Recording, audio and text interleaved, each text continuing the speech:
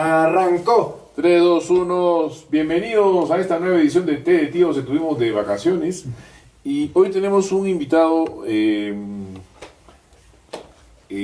bastante interesante. Él es Dante Urbina, él es doctor en economía, estudió economía en San Marcos y después hizo su doctorado en la Complutense, Universidad Española. Mi maestría hice en la Complutense. La maestría en la Complutense y el doctorado en San Marcos. En Católica. En la Católica de Lima, perfecto. Bueno, Dante es economista y aprovechando que está con nosotros, estuvimos conversando sobre qué conversar y me pareció importante traer un tema que a todos los peruanos, bueno, y al mundo entero preocupa, ¿no? Que es el tema de la corrupción. Un primer punto, ¿qué cosa es lo que tú llamas o lo que tú has estudiado como economía de la corrupción? La economía de la corrupción es un área del saber en la cual se estudia bajo el análisis económico el problema de la corrupción. Esto implica, por ejemplo, hacer distinciones como quiénes son los ofertantes de la corrupción y los demandantes de la corrupción. Cuando se habla de corrupción muchas veces se lo ve como un tema puramente legal, ¿no? El corrupto, el que rompe la ley, o ético, es decir, el corrupto es el que falta determinadas normas morales en la administración pública, en el ejercicio de la función pública, o como un asunto puramente político. La corrupción es un asunto de partidos, de discusión, política, etc. O de ideología, ¿no? Exacto. Pero desde la economía de la corrupción lo que se entiende es que la corrupción tiene una dimensión económica esencial, definitoria. En primera instancia, la corrupción tiene que ver con beneficios privados. Hay una función pública, están los funcionarios públicos, los recursos públicos, los fines públicos, pero en la administración práctica de esto las cosas se desvirtúan para beneficios privados. El beneficio privado de alguien que gana un puesto por nepotismo. El beneficio privado de una empresa que obtiene una concesión porque pagó un soborno a un funcionario público, etc. Y la empresa lo mira además como parte de sus gastos, de sus costos hundidos, ¿no? O sea, En efecto, o sea... De lo de Odebrecht ha sido así. Había una caja especial para pagarle a funcionarios para seguir manteniendo el sistema. Sí, de hecho, hay empresas que pueden ver la corrupción como un costo, como un gasto, como una carga, y otros que lo pueden ver como una inversión. Desde la primera perspectiva, claro, a un empresario que quiere hacer las cosas honestamente se encuentra con todo un conjunto de trabas, de cargas. De hecho, se ha encontrado que en los países altamente corruptos sube fuertemente la cantidad de trámites burocráticos a realizar, porque mientras más trámites burocráticos haya, más posibilidades hay de elementos de corrupción. Claro. Entonces, para el empresario honesto que quiere hacer las cosas, eso termina siendo una carga. Pero hay otra perspectiva también desde el mundo empresarial, y esto nunca se va a decir explícitamente, pero así funciona en la práctica, en que se lo ve como una inversión. El ejemplo obvio es Odebrecht. Odebrecht realiza la inversión de financiar a, por ejemplo, 2, 3, 4 partidos en una contienda electoral, y eventualmente eso le va a reportar un beneficio por cuanto en cuanto lleguen al poder algunos de ellos le podrán facilitar concesiones. Mi impresión, mira, yo he trabajado varias veces en temas de liderazgo con distintas empresas, ¿no? Sea la que sea, evidentemente, yo no hablo aquí de la calidad moral de nadie, ni de ningún empresario, ni de ninguna empresa en concreto. Es un poco el aire que tú tienes, como decir así, la forma mentis del empresario, ¿no? O sea, que es, yo tengo que lograr una utilidad y tengo que lograr un pronto retorno de mi inversión. Así funciona. Si el retorno no es pronto, entonces lo que estoy arriesgando tendría que haber maneras de poderme sostener en el tiempo, si no voy a desaparecer. Si no crezco, desaparezco, más o menos. En esa lógica, es más o menos obvio que todo lo que sea moral, ético, a ellos les suena como un adorno que puede ser innecesario. Lo importante es llegar, ¿no? Entonces, es incluso la formación del administrador así. Costo-beneficio, costo de oportunidad. Y fin de la historia, en efecto. Y se acabó, no hay mucho más.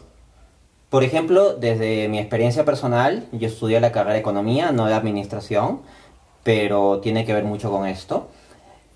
Una cosa que me pareció aberrante cuando yo estudié la carrera es lo siguiente. El curso de economía y ética era un curso que estaba en 8º ciclo y era electivo. Desde el primer ciclo en que yo entré en la carrera y vi el plan de estudios y vi que era electivo, me pareció una aberración absoluta que algo tan esencial como la ética pueda verse como algo opcional en el programa. Y hace unos cuantos meses, en concreto en el mes de marzo, di una conferencia en México sobre la relación entre capitalismo y secularización. Y una de las cosas que apunto es que la ética se ve como un aspecto central, orgánicamente incorporado en el estudio de la economía para los medievales. Sí, Por claro. ejemplo, cuando los escolásticos hablan sobre las interacciones de mercado, la noción de justicia no está fuera, sino que la idea de Absolutamente precio de justo bien común, además. permea sus análisis, la idea de bien común, Bueno, el primer etcétera. banco se llama Monte Pío. En efecto, ¿no? De la piedad. Un monte piadoso para ayudar a los pobres, digamos. Esa era la lógica. Exacto, la justicia, la piedad, etcétera, son valores que se contemplan y no como adornos, sino como cuestiones Un fundamento. necesarias, definitorias, subyacentes, exacto, de la economía. En cambio, hoy en día eso queda fuera y justo con lo primero que decía me acordé de algo que decía Milton Friedman. Milton Friedman es premio Nobel de Economía, un economista liberal pues muy famoso, muy influyente. Hasta le dieron un programa de televisión entero en Estados Unidos titulado Libres para elegir, donde él hacía propaganda del capitalismo liberal. Y Friedman en uno de sus artículos decía lo siguiente, que si las reglas son que hay que ir a Washington, o sea, Friedman se refería allí al Congreso estadounidense, si hay que ir a Washington es ir al Congreso de los Estados Unidos. Si los empresarios tienen que ir a Washington y pagar coimas, sobornos para obtener favores, pues está muy bien que lo hagan si es necesario hacerlo para maximizar los beneficios de sus accionistas.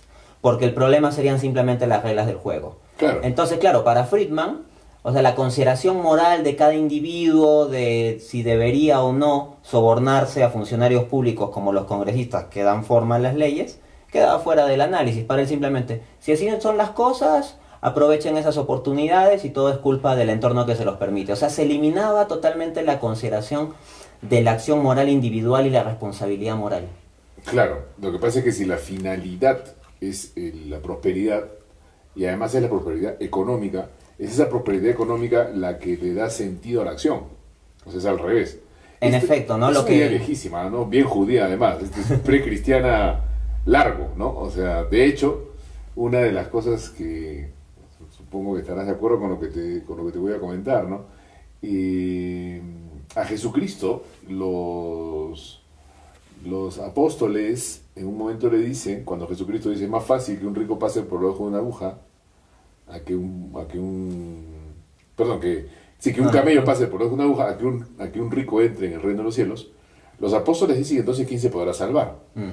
Cuando yo leía esto decía, pero no hace sentido, porque los apóstoles son pobres, deberían decir, bueno, serán los ricos, pero detrás está la doctrina de que el rico era el bendecido por Dios, y el pobre más bien el maldecido, el maldito, el inútil, pues, ¿no?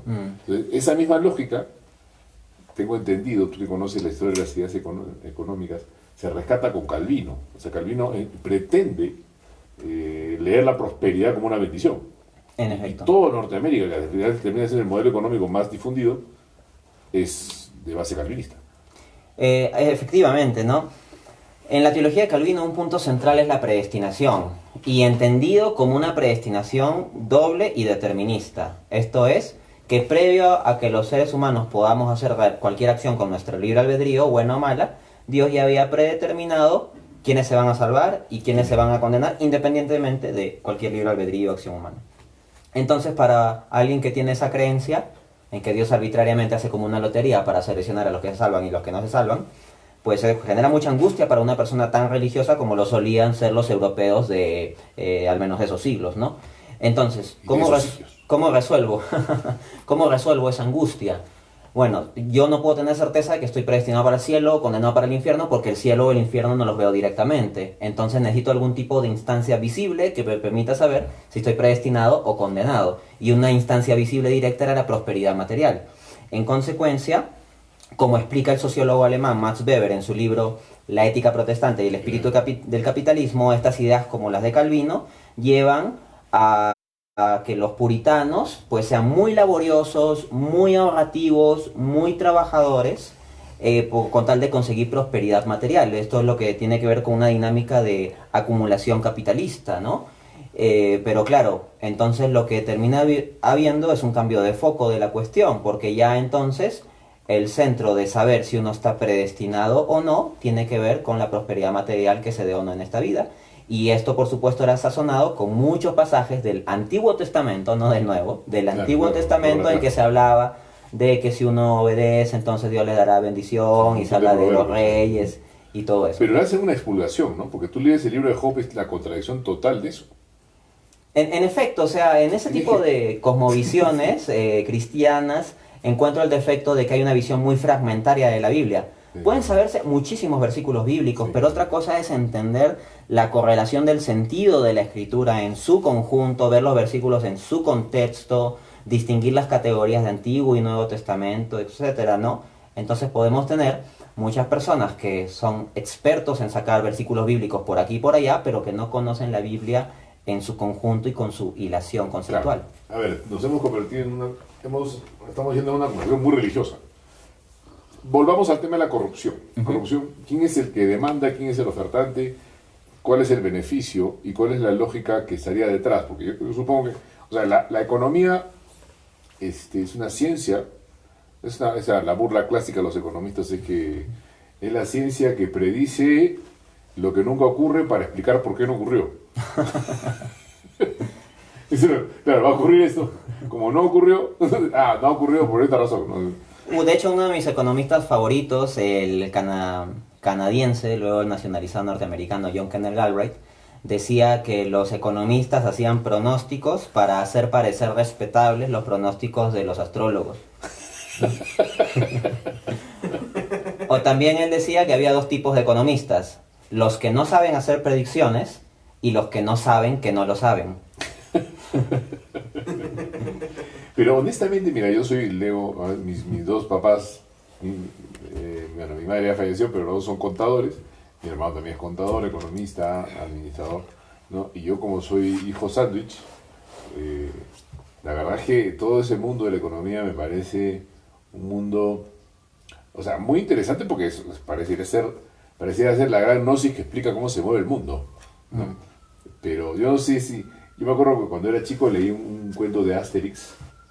¿Asterix conoces? ¿Asterix y Obelix? Asterix y Obelix, Yeah. de Uderzo y Goscinny. Y ahí hay un momento en que, claro, como los romanos no pueden vencer a los galos, los quieren corromper con economía. Ese chiste es muy gracioso porque, como los galos, según los romanos, son primitivos, comienzan a hablarles en infinitivo, ¿no? Tú traer oveja, yo comprar, yo venderte, yo darte. Y los franceses, estos galos, entienden que ese es el lenguaje de la economía. Es una broma bien interesante. Y comienzan a hablar como los expertos en economía y en verdad hablan como apaches, ¿no? Ahí está. Ten cuidado porque va a botar la cámara. Va a botar la cámara, te lo seguro. Ese es un perro que han recogido de la calle. Bueno. Ya. Entonces, a lo que voy es... ¿Cómo se mueve esto que tú hablas de la economía de la corrupción? ¿Es un mecanismo que opera solo, que está contemplado, es un subestudio de la economía? La economía, digamos así, formal la rechaza, algunos la incluyen. ¿Qué autores pueden decir, por último, estaría bien? Lo que acaba de decir de Milton Friedman, por ejemplo, lo justifica totalmente. Sí, a ver. En primer lugar, hay que distinguir cierta ambigüedad en el término economía que tenemos en español. Cuando decimos economía, uno puede estarse refiriendo a la economía en tanto campo de estudio o en tanto fenómeno de la realidad. Entonces, si decimos economía de la corrupción, puede entenderse como el estudio académico desde el enfoque de la economía sobre el problema de la corrupción, o puede entenderse el ente real de la dinámica económica, la corrupción que sucede en el mundo, ¿no? Entonces hay esa sección que en inglés no hay esa ambigüedad, porque en inglés para hablar de la teoría económica se habla de economics y para hablar de la realidad económica de economy. Bueno, pero en términos del fenómeno de la corrupción, un detalle interesante es que en los estudios académicos hay dos hipótesis en competencia sobre la relación entre la corrupción y el crecimiento económico. Una hipótesis es la de sand the wheels, o poner arena en las llantas. Lo que dice esta hipótesis es que más corrupción perjudica el crecimiento económico. Luego hay otra hipótesis que dice, que es la llamada hipótesis de engrasar las llantas, que más corrupción facilitaría el crecimiento económico. Los autores que propugnan esta hipótesis de que facilitaría el crecimiento económico, lo que dicen es que en la economía hay un conjunto de trabas, de regulaciones, etcétera, y que por medio de la corrupción los agentes privados podrían pues eliminar, saltarse, simplificar, acelerar estos procesos y por lo tanto generarse más dinámica económica. Perdóname un pie de página eso que estás diciendo. No podría leerse más bien, como yo también he escuchado a muchos amigos empresarios decir, pero ¿sabes qué? Lo inmoral es poner llenarnos de burocracia en las municipalidades, ¿me entiendes? E impedirme ganar lo que es justo que yo gane cuando trabajo. Entonces, en realidad la corrupción no sería del empresario, sino de alguien que dice, mira, la corrupción la han puesto ellos. Es como si me estuviera en su cabeza, yo no los estoy sobornando, son ellos los que me están asaltando. Porque si yo no les pago, no puedo construir. Y si no puedo construir, mi inversión se va al mar, digamos. Se hunde. ¿Estaría contemplada esta lógica dentro de eso? En el análisis de la economía de la corrupción se distingue, como decía, los ofertantes y los demandantes de la corrupción. Los que demandan los sobornos, si simplificamos corrupción a sobornos para poner un análisis más sencillo, los que demandan sobornos serían básicamente los funcionarios públicos y por lo tanto ellos, para tener más oportunidad de demandar sobornos, pueden incrementar la cantidad de regulaciones. Luego, los ofertantes de corrupción serían los agentes privados, como por ejemplo los empresarios, que requieren realizar determinadas actividades y que podrían beneficiarse de algún modo a partir de dar un soborno. Allí se encuentran muchas dinámicas. Puede verse dinámicas en las cuales hay empresarios que en realidad afrontan esto, como decía, como un costo respecto al cual uno es una víctima. O sea, de que no hay forma de hacer negocio en una localidad si no es pagando determinados sobornos. Cupos. Sí. Pero también se da la dinámica contraria, en que hay agentes privados que activamente corrompen a gobiernos para ajustar el entorno económico en función de sus propios intereses. Ya, perfecto. Supongo que en estas dos ramas que tú señalas, uno que dice que la corrupción hace crecer la economía y otro que dicen que al contrario, la reducen, más o menos se mueven por esos argumentos. Sí, ¿Qué dirían los que dicen que se reduce la economía si hay corrupción? Bueno, hay múltiples argumentos por ese lado. Por ejemplo, el tema de inversiones. Se dice, un elemento para hacer crecer una economía son las inversiones. Si las inversiones caen, entonces la economía crecerá menos o decrecerá. Dicho esto, la corrupción impone costos sobre la actividad empresarial. Por ejemplo, a mí me cobran impuestos por las cosas que yo hago. Pago el IGB, por ejemplo. Ya, pero la corrupción, el tener que pagar un soborno en un entorno sería como un impuesto más. Eso desincentivaría la inversión. Otro aspecto es que incrementa la incertidumbre, ¿no? El riesgo país o la falta de confianza sobre las instituciones. Porque las reglas se mueven según quien tiene más dinero. Exacto, esa incertidumbre puede retraer las inversiones. Otro argumento que se da es que en la asignación de recursos públicos, los gobiernos podrían terminar realizando un conjunto de obras que le permitirían extraer más sobornos en lugar de aquellas que impulsen más el crecimiento económico. Desde esa perspectiva nos encontramos muchos alcaldes, por ejemplo, o muchos gobiernos que invierten mucho en cemento y muy poco en cosas relacionadas con capital humano. Y lo que en general sustenta el crecimiento a largo plazo son los desarrollos de capital humano, es decir, la educación de las personas, la capacitación, el tema de la tecnología, etc. Pero es mucho más fácil simplemente construir cemento. Por poner un ejemplo muy claro, construir muchos colegios de mala calidad da muchas oportunidades para extraer sobornos y el gobierno queda bien porque construyó colegios. Pero al mismo tiempo puede ser que ese mismo gobierno no se haya tomado el trabajo de invertir en maestros.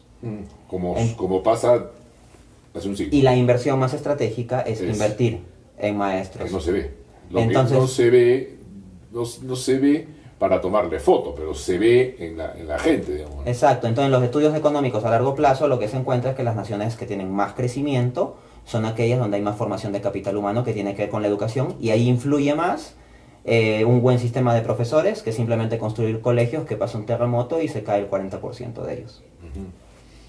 Interesante. Mira, esta es una pregunta local. El tema de Tía María, ¿no? Se podría aplicar evidentemente un estudio de economía de la corrupción en este caso, ¿no? Porque los hemos tenido. A ver, el olor a corrupción está en los dos lados del conflicto. Primero, yo me voy con el mapa, ¿no?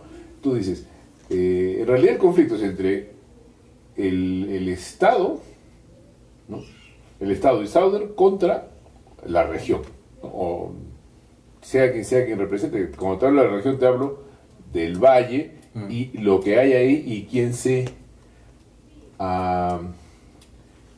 se atribuya la voz del pueblo, ¿no? Entonces, hay un montón de mitologías también, como sociólogo te digo, a veces la mitología del, no sé, de Tupac Amaru, de Manco Inca, de Robin Hood, de cualquier luchador social a favor de los pobres en contra de los ricos, eso va a aprender de todas maneras. Y tienes economía de la corrupción. ¿Cómo funciona en ese conflicto desde donde tú lo ves? Bien, aparte de la economía de la corrupción, hay un área de estudio económico, que es la teoría de juegos, que analiza la interacción estratégica, en que los agentes tienen diferentes intereses, se enfrentan en una determinada circunstancia y tienen que actuar teniendo en cuenta que el otro va a reaccionar a esas acciones. Es como una especie de juego de ajedrez. Entonces podría entenderse desde esa perspectiva, desde ese marco, pero lo interesante es que la corrupción se encuentra en ambos lados de algún otro modo, porque considero que un error enorme del análisis político que suele realizar la gente y que suelen vender los medios de comunicación es que la política fuera una especie del bien contra el mal, que hay un lado que se tiene totalmente el bien, totalmente la razón, que es la civilización y el progreso, y otro lado que es el lado corrupto, malvado, atrasado, bárbaro o los calificativos que se quiera poner. Cuando normalmente, cuando uno realiza un análisis serio, mesurado y sin ideología, sean de derecha o de izquierda, que enturbie la razón, lo que va a encontrar es que la corrupción está en ambos lados del espectro. En consecuencia, no hay que verlo como una lucha entre ángeles y demonios, sino como una lucha entre seres humanos, y lo que tenemos que preguntarnos, ¿cuáles son los intereses detrás? Porque hay caras visibles, y uno puede plantear mucho la lucha en un conflicto minero, por ejemplo, en términos de la cara visible del líder comunero tal y la empresa tal, pero detrás de eso hay muchos agentes invisibles, pero que son los que determinan más. Yo honestamente, como hay poca claridad, hay mucha tinta sobre ese tablero, o sea, está todo manchado, ¿no? Porque tú dices, uno dice, si tuviéramos que facilitar ese maniqueísmo del cual tú dices, ¿no? Southern Estado diciendo estos indios ignorantes, energúmenos, espartambos, tiran piedras, ¿no? Van contra el progreso, se han adueñado, han secuestrado a Arequipa, etc. Y de este lado, al otro lado son unos, van a contaminar, solo les interesa el dinero, el oro no se come, el oro no se toma, agua u oro, agro sí, mina no, ¿no? Como si fueran además el agro y la mina enemigos, no sé, como el yin y el yang, ¿no? O sea, enemigos eternos, ¿no? O sea, los dos principios, el bueno y el malo de lo que tú dices del maniqueísmo. Si tú te vas metiendo en los grises, yo me leía las observaciones del estudio de impacto ambiental no levantadas, y en verdad son observaciones bien de peso y de mucho sentido común. No uso el agua del río, perfecto. Desalinizo el mar, perfecto. Lo hacen en Israel, en varios sitios, perfecto. Desalinizas el mar. ¿Qué haces con el agua que usas? Toda se reutiliza, toda gira, ¿sí? ¿La salmuera dónde va? ¿Al mar? ¿De nuevo? O sea, vas a contaminar ese mismo mar que está frente a ti, y los pescadores artesanales.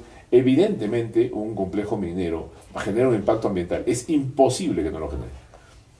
Y esa explicación no está.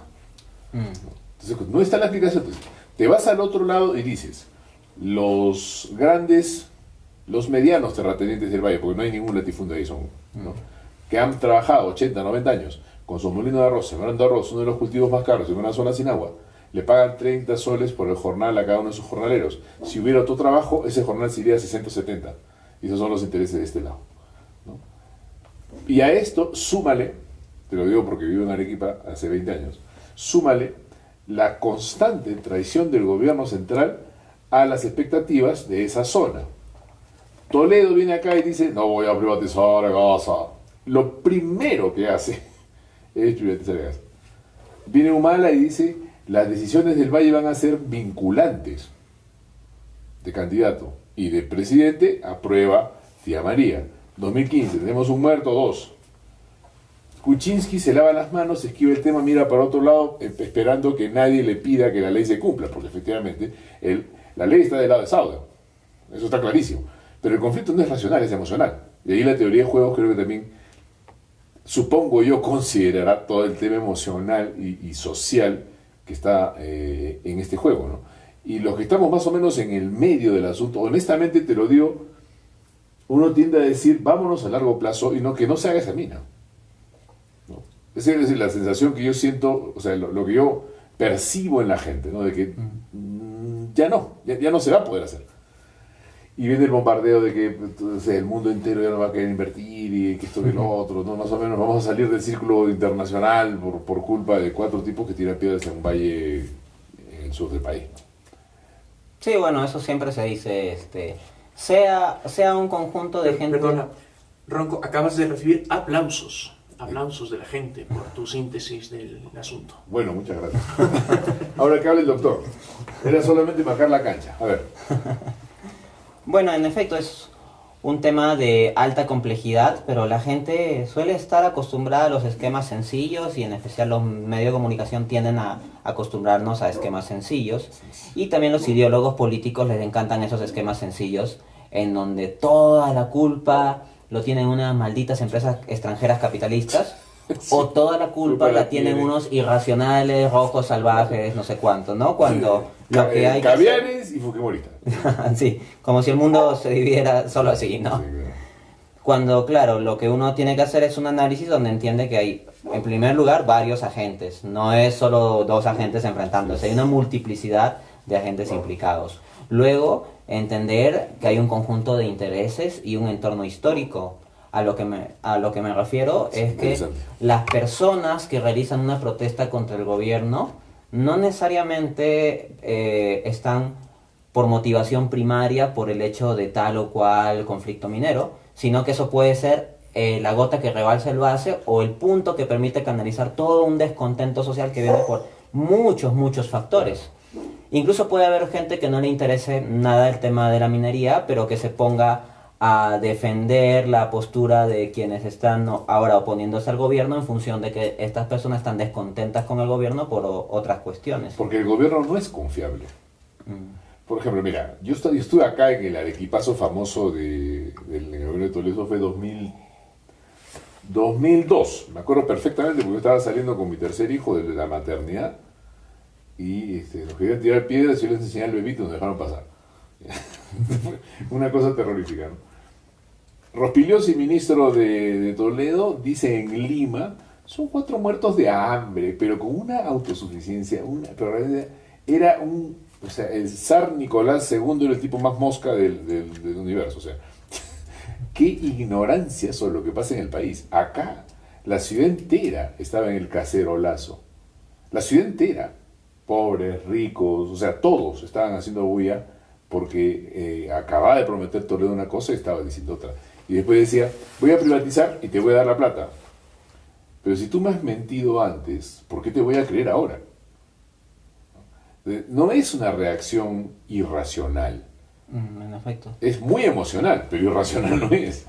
O sea, hay un componente de razón muy fuerte. Entonces, esa historia, en Arequipa por lo menos, una de las cosas que más exacerba es el centralismo.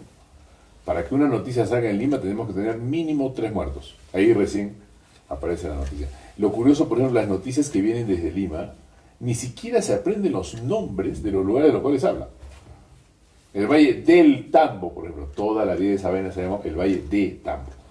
Cuando alguien dice del Tambo, viene de Lima de todas maneras. No tiene idea de qué se trata este asunto.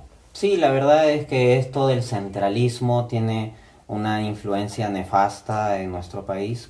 En un caso bien claro yo lo veía con lo que fue la época del terrorismo. O sea, claro, cuando era un asunto de provincias, en Lima muchos pensaban, bueno, hay esos locos que están matándose o matándose, ¿no? Así. Pero sucedió lo de Tarata en Lima y ahí ya el problema tiene importancia nacional, claro, ¿no? Me hace acordar lo que decía Abraham Valdelomar, ¿no? Perú, Lima es Girón de la Unión, y el Girón de la Unión soy yo. No, entonces esa perspectiva centralista, el Palais Concert, ¿no? Y el tipo eriqueño. Sí, claro. Ahora, lo que pasa es que yo no creo ni siquiera que como sistema el centralismo sea malo. Me parece que el Perú es muy difícil manejarlo sin alguna forma de centralizar los poderes. El problema es que el centralismo es ignorante del entorno. Si yo soy el centro, tengo que saber qué hay en los bordes. Y ese es justamente el punto, o sea, la profunda ignorancia de una ciudad que se mira el ombligo, se mira a sí misma. Entonces, realmente no le interesa hasta que viene alguien de allá para Lima. Sí, y en realidad Lima termina no siendo Lima, en el sentido de que se miran solo un ombligo muy reducido, en que Lima es Miraflores, San Borja, San Isidro, porque, o sea, en Lima hay un montón de seres humanos que viven en los cerros, pero claro, para la planificación de la política, de la economía, etcétera, es como que esa gente no existiera. Y también hay partes de lo que se llama Lima provincias, o sea, zonas que son parte de la región Lima, pero que no son Lima metropolitana, y en el ideario de Lima como que no existen. Entonces, claro, hay un centralismo ideológico de mirarse el ombligo demasiado fuerte. Eso está totalmente en juego, por poner un ejemplo en este conflicto. Si tú usas la teoría de los juegos, tú dices, el que viene de Lima viene a tratar de arreglarlo rápido porque tiene que irse, ¿no? Y el que está acá dice, oye, pero tú no me vas a quitar lo mío. Entonces, esa tensión va a ser constante. A mí me sorprende cómo, yo no sé, pues supongo que en el gobierno habrá gente que ha estudiado en alguna universidad y alguna lectura de tema tiene. O sea, cuando a mí vienen y me explican la racionalidad del proyecto, yo la entiendo perfectamente. Lo que pasa es que no les creo. Ese Es el punto. Claro, o sea, tú piensas que yo soy un indio con una pluma y me estás enseñando un espejito. Eso es o sea, me puedes explicar las cosas con toda la amabilidad del mundo y con toda la cortesía del mundo, pero la actitud con la que vienes es muy difícil de que no sea rechazada desde que pones un pie en el aeropuerto, ¿me entiendes? Justamente por la constancia o sea, por la constancia con la cual se ha ignorado la zona, ¿entiendes? Ese es otro, y por ejemplo, ¿no?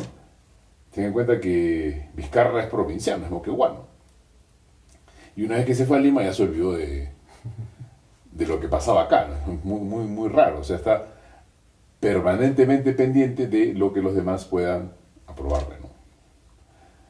En esta teoría de juegos, todos esos factores, ¿cómo los ordena?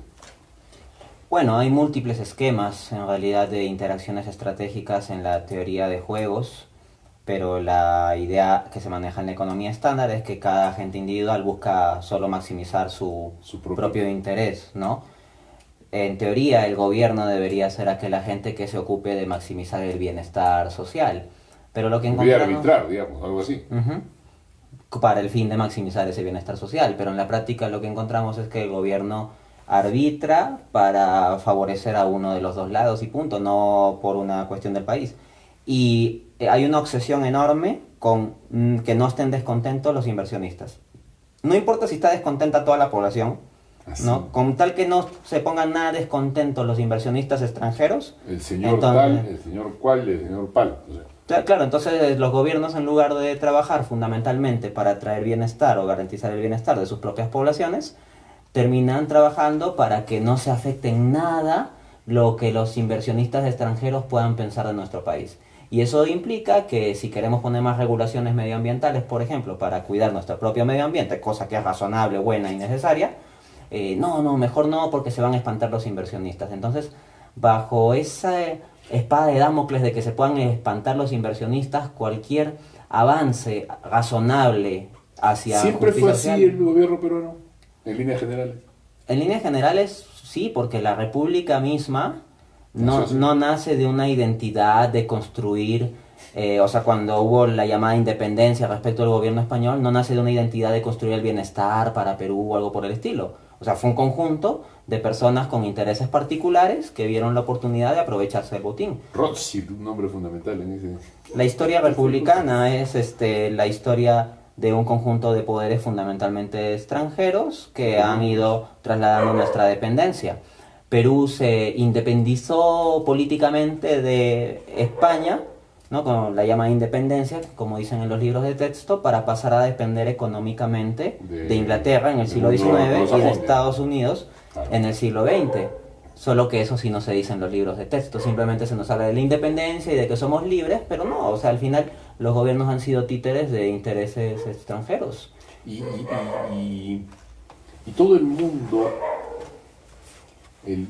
submundo, inframundo o mundo paralelo, ¿no?, de la izquierda latinoamericana, también vive como némesis de ese mismo dinamismo, ¿no? O sea, porque, no sé,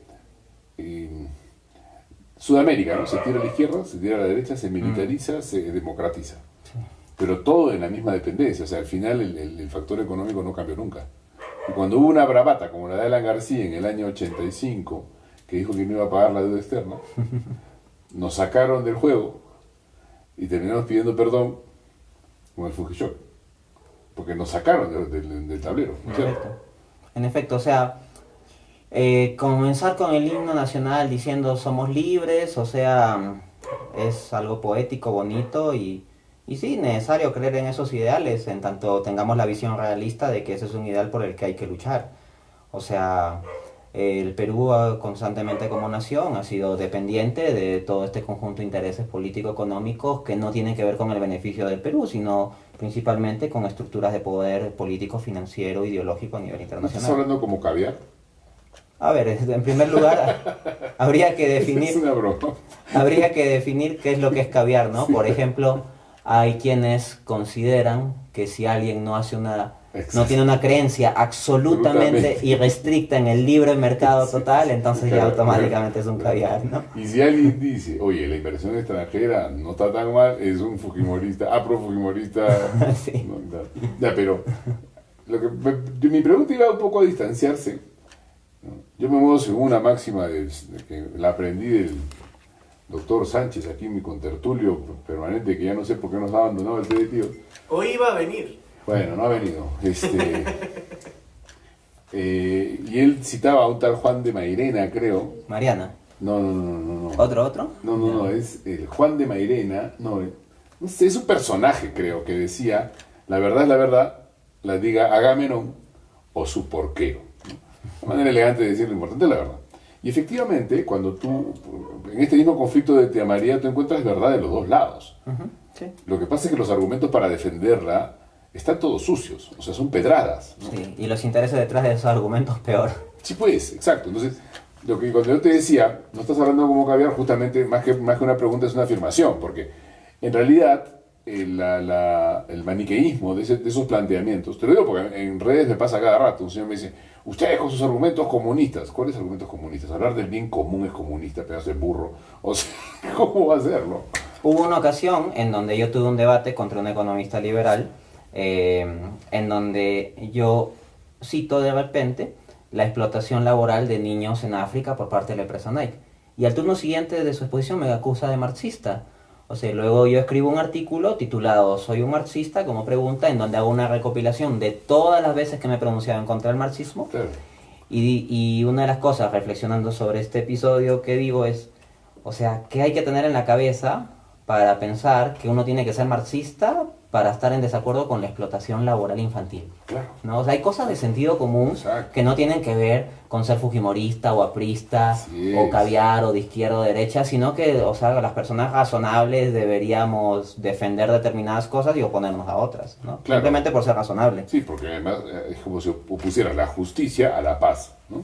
Si tú pides justicia, tú eres un revoltoso, etcétera, ¿no? Entonces eres de izquierda, ¿no? Y si pides paz, eres un burgués que quiere mantener el status quo, ¿no?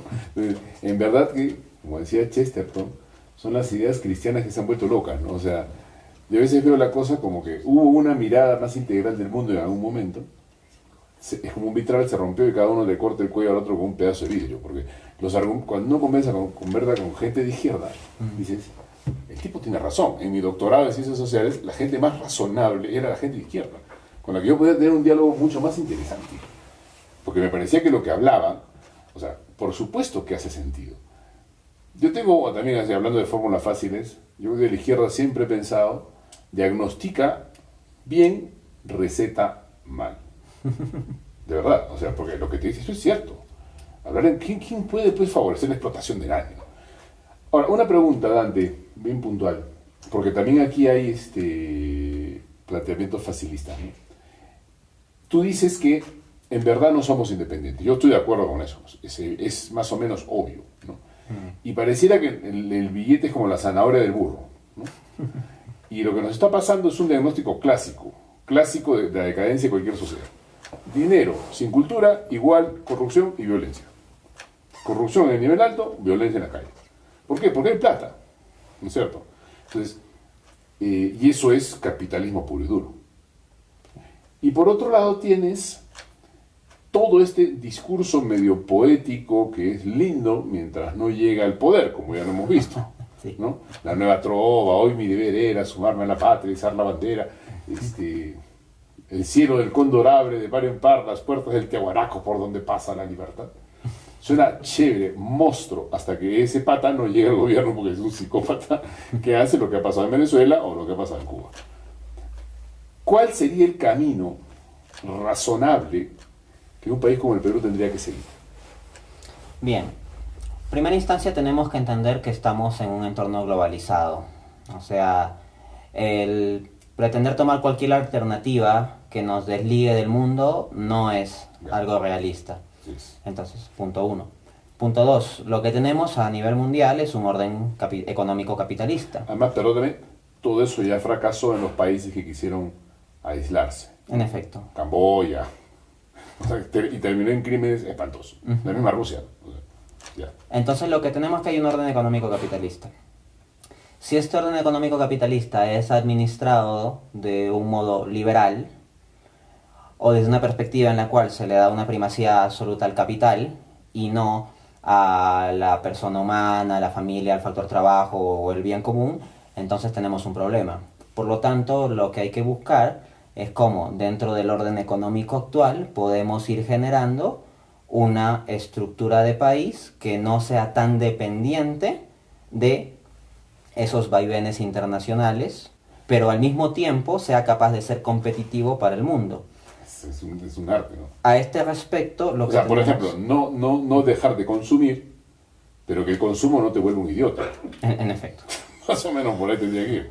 Y a ello tenemos que apuntar con lo que es la diversificación productiva. O sea, si nosotros tenemos una economía que crece fundamentalmente por factores externos, Sí. como que suba el precio de los Porque no hay minerales, piedras, digamos. Y entonces tú tenemos pones el que alambre. sacar los minerales y venderlos afuera, y si de repente baja el precio de los minerales, Obviamente. entonces nuestra economía tiene fluctuaciones. Sigue siendo Tenemos así. un modelo económico dependiente en que, claro, estamos vendidos a los intereses internacionales. Por lo tanto, lo que hay que buscar es ser competitivos ante el mundo, pero sin esa dependencia. ¿Cómo se puede lograr? Mientras nosotros nos mantengamos en un modelo primario, en donde dependamos de simplemente materias Pero ¿cómo primas. sales de ahí, Dante? Porque tú dices, a ver, aquí tienes Cerro Verde. Yo tengo 20 años acá. Cuando Cerro Verde comenzó a crecer y hizo la ampliación, llegaba la gente y te compraba las casas en lo que no te preguntaban el precio. Es un chorro de plata que ya de ¡pum! ¿No? Entonces, claro, dile a Cerro Verde, ya, pero ¿por qué no hacemos una planta acá que haga el... No me interesa, o sea, esto es tanto billete que estoy ganando que es bien difícil. ¿Cómo o a quién convences para que industrialice el país? Porque las capacidades no las tenemos. No las tenemos, ¿no? En sí esto es amplio de explicar. Tengo una conferencia que se titula Diversificación Productiva, Propuesta Heterodoxa para el Desarrollo del Perú, en donde hago una explicación más amplia de más o menos qué propuesta daría para que nosotros podamos mejorar como economía dentro de esta perspectiva. Pero una de las premisas que allí explico es que el camino a la industrialización es algo que prácticamente nos está cerrado.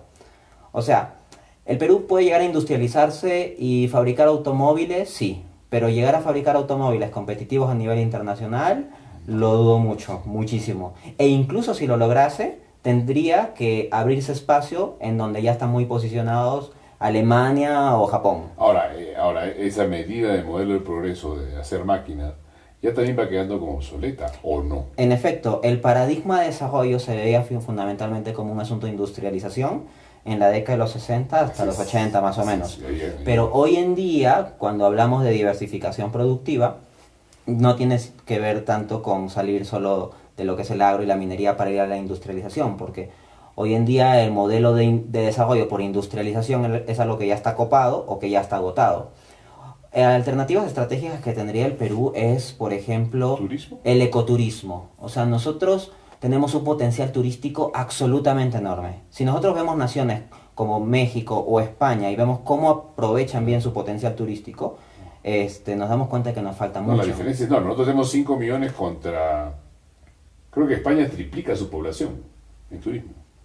España tiene 30 Algo así, millones. las cifras son alucinantes. Se van a 90, en sí, turismo, una sí. locura. O sea, hay más gente de fuera que ellos. O sea. Y en el caso nuestro, o sea, tenemos en primer lugar un potencial gastronómico alucinante que se ha comenzado a conocer en el mundo hace pocos años. O sea, los peruanos sabemos que la comida peruana es rica, Claro. pero que en el mundo se haya comenzado a tener conciencia de eso, eso es relativamente reciente. Ahora, eso, por ejemplo, es interesante también como aspecto humano, ¿no? Porque la comida la hace gente.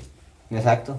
Al mismo tiempo, el tema del ecoturismo o del turismo en general tiene un potencial enorme. Hay muchos lugares del Perú a los cuales puede haber turismo, pero como no hay carreteras, como es difícil llegar, como no hay suficientes conexiones, como no hay hoteles cerca, etcétera, entonces no se aprovecha ese potencial económico. Y un potencial económico que no es como extraer unas piedras del suelo, venderlas al extranjero en un periodo concreto y ya. Es hacer comunidad, es hacer gente. Claro. Exacto, que genera ingresos para hoteles, para taxistas, para los que preparan las comidas, para la industria de la cultura, etcétera. Entonces, agricultores también, ¿no? una posibilidad es esa. Otra posibilidad es el uso estratégico de recursos naturales que tengamos, pero que sean diferenciales respecto al mundo. Me explico.